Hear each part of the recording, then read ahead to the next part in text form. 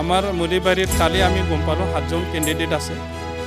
তাৰে আমাৰ মুখ্য প্ৰতিদ্বন্দ্ব কিবা হ'ব বিজেপিৰ লগতহে হ'ব, আমি যিটো অংক কৰি পালোঁ।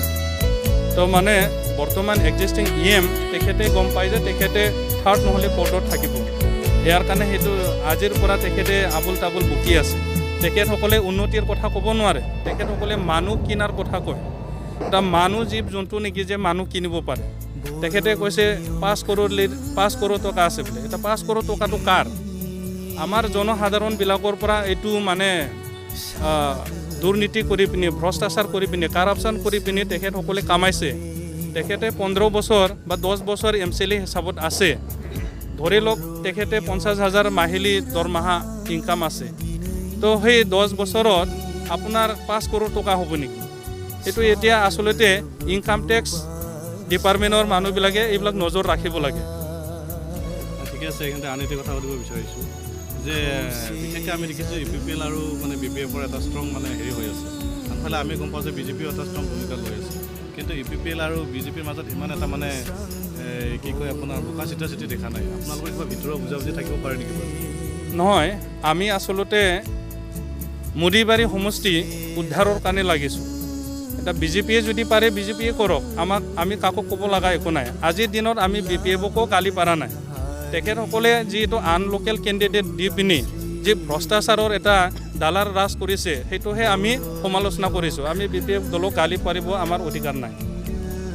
ঠিকে আছে, এতিয়া কথা হ'ল কি আমি আন এটা কথা আপোনাক সুধিব বিচাৰিছোঁ।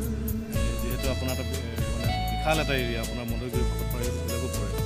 আমি গম পাইছোঁ তাতো আপোনাৰ এটা ভাল মানে ঢৌ এটা আহি আছে। আপুনি একজেক্টলি কিমান মান ভোট পাই ওলাই যাবৰ কথাটো মানে আশা কৰিছে? আজিৰ দিনত আমাৰ net membership and family member 23,000 something আছে আমাৰ। তো আমি সেই 12 দিনত এনেকুৱা আমি কাম কৰি যাম, আমি 30+ পাব পাৰোঁ। সেইটো আমাৰ এটা আশা আছে। আৰু সেইটো মই কম শেষত মুদিবাৰী সমষ্টি মই যিমান ঘূৰি দেখা পালোঁ মানে 20% কাম উন্নয়ন হোৱা নাই। তো 80% কাম থাকি গ'ল। গতিকে সেইটো আমি 5 বছৰত যেন কিছু কৰি দেখাব পাৰোঁ। আৰু আমাৰ মেইন উদ্দেশ্যটো হৈছে BTR চুক্তি যিটো হ'ল সেইটো ইমপ্লিমেণ্টেশ্যন কৰা। আপুনি জিকি যোৱাৰ পিছত মই এই অঞ্চলৰ কাৰণে কি কাম হাতত ল'ব? প্ৰথমে তো মই নিজে সেইটো মই নকওঁ, কিন্তু চৰকাৰী যিটো এজেঞ্চিবিলাক আছে, আমাৰ ডিপাৰ্টমেণ্টবিলাক আছে, তেখেতসকলে আমাক উন্নয়নৰ কাৰণে পইচা দিয়ে। সেইটো যিহেতু আমি এটা পেকেজ পাওঁ, সেই পেকেজটো সঠিক ৰূপত মই ৰাইজৰ কাৰণে এৰি দিম। আৰু প্ৰমোদ বড়ো ছাৰে কৈছে মানে MCLAৰ হাতত মাত্ৰ 30% পাৱাৰ থাকিব, 70% পাৱাৰ ৰাইজৰ হাতত থাকিব। তো ৰাইজে সেইটো সিদ্ধান্ত ল'ব।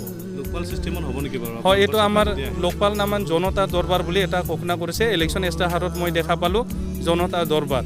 সেইটো 2 মাহৰ মূৰে মূৰে বা 3 মাহৰ মূৰে মূৰে হ'ব। তা সেই ক'ত কি কাম লাগে, ক'ত কি কাম নালাগে, সেইটো জনতা দৰবাৰত এইটো আলোচনা হ'ব। ধন্যবাদ থাকিল আপোনালৈ নিশ্চয়কৈ বড়োলেণ্ড আৰু বড়োলেণ্ড তৰফৰ পৰা, আমাৰ তৰফৰ পৰা আপোনাক মানে জয়যুক্ত হোৱাটো কামনা কৰিছোঁ আৰু